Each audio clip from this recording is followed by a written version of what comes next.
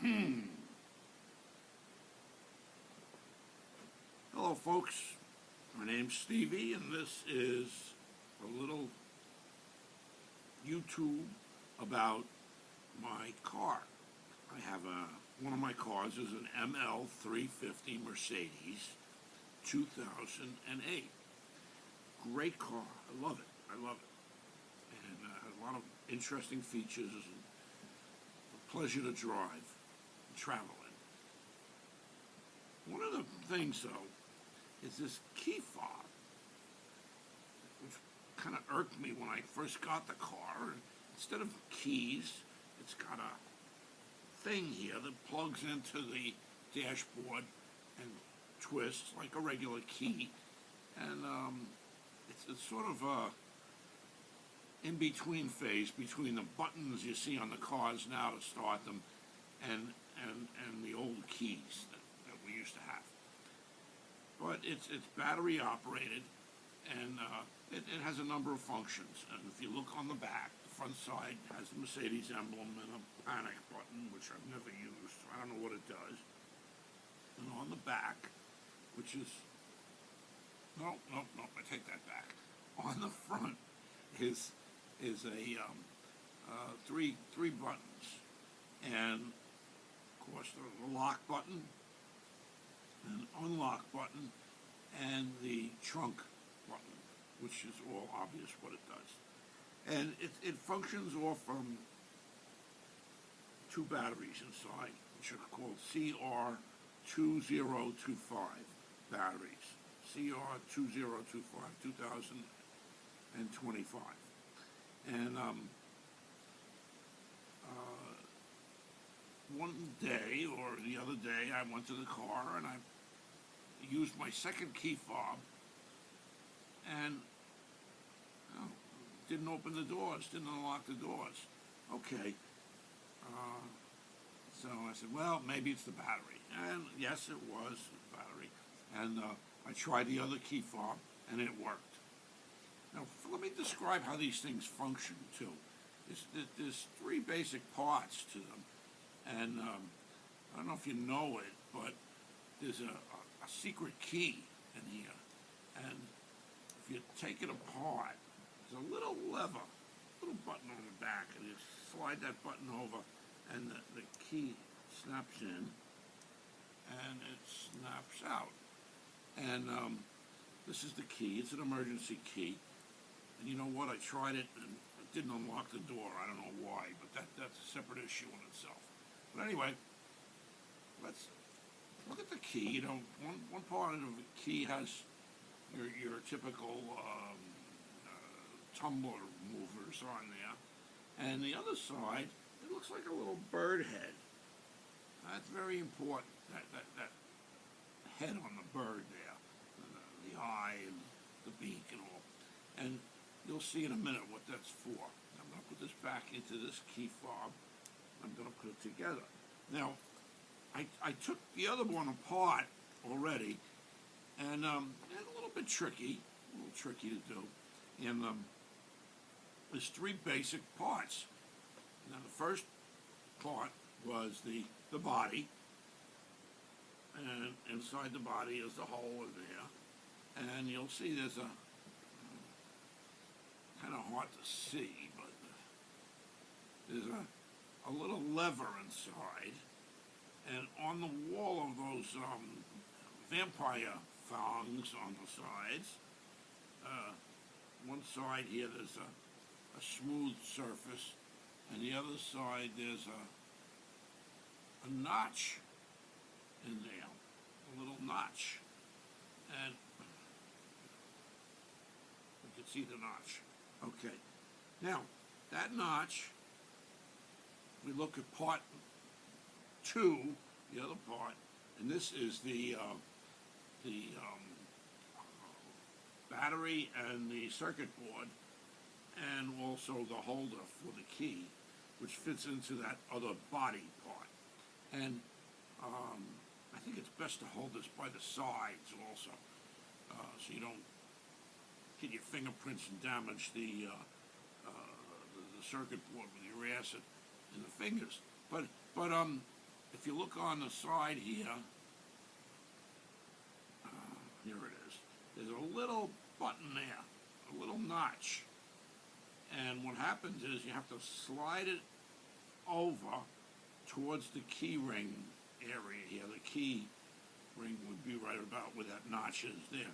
And this slides in, and then this whole piece comes out of the body of the, slides out of the body of this. See, comes out. So the notch would be right around there somewhere, right on the tip. Okay, and then of course there's the key fob, the secret key, which is there. So now, if you take the secret key and you put it inside the groove here and press it against the wall. Now notice the key, the beak is at an angle, and you put it against the wall and it pushes that little mechanism back, and you can push on this up a little bit and it pushes that back, and what you have to do is get your finger in between the chrome on the body here and the plate cover and sort of push it out a little bit, and you'll see eventually you'll get it out. It's not the easiest thing to do, but it will pop out. But you have to know where the notches and the locks are inside this mechanism. And as you can see, you put this in here and it makes it kind of, you watch that right by my thumb there, there's a little doohickey there, and it pushes it up, see? And once that pushed up, the lock is released, and you can slide this out. Now, to replace the batteries on this, it's very simple. You see the little covers over the batteries. Well, all you have to do is just take it, and they slide out, and you can pull out the battery. And this one here slides out. You can just pull it out, and then put another battery in, and you have to make sure the battery is, the nomenclature is on the battery, the name and stuff, and the type of battery, number and things, are facing up, looking at you, and as it is here, and also there is no plastic or something on top of the battery. Sometimes when you buy a battery, there'll be a little plastic piece over it, and you peel that plastic off. And if you look on the back of the battery, there's a sort of indentation around the ridge of the battery. That has to go in the down position. So you just push the battery in place, push the other battery in place, and then, whoops, and then put it into the holder. It only fits in one way. Don't force it. And if you put it in the correct way, and it goes right in and clicks into position. Bingo. Right there. Clicked in. It's locked in place. And you put your key back in and press the key. Now also, there's a little check system on here. You press it. Let's see if I can get it to work. Yeah. See that little light went on? There was a little light, and it's this little tiny red light, and it tells you if the battery is good or bad. Apparently the battery is okay, just needed to be moved around a little bit inside. Sometimes the circuit connections get a little dusty or rusty or something, and you move it around a little bit and it'll work fine. Otherwise, replace the battery. They're a couple of dollars a piece, and you can buy them on the internet. That's probably the best place. You don't have that at Radio Shack place anymore. Maybe local Walmarts carry the battery, or Target, or one of those large department stores. I'm not exactly sure. Everything now is all one. It's probably the easiest way to do it is probably just go on one of the shopping sites and buy one there on the internet, and you'll have it in a few days, hopefully. So, but make sure both of your fobs are good, because if one goes bad, you have the other one to use. You know, I mean, that's what the other second one is there for. You know, it's for emergencies. So, I'm gonna sign off. That's it. You all have a nice day. Take a nice trip somewhere in your Mercedes Benz. And I'm on my third Mercedes now over many years. My first one was in 1968. I had a 250S. It was a gas engine model. And then I had a 240D, which I still have that one. And the day after 9/11, somebody rammed me in the tail. When the car was parked in front of the house, I wasn't even around, and the car was totaled, and I fixed it myself, and we put a bulldozer on the back of it, pulled the dents out.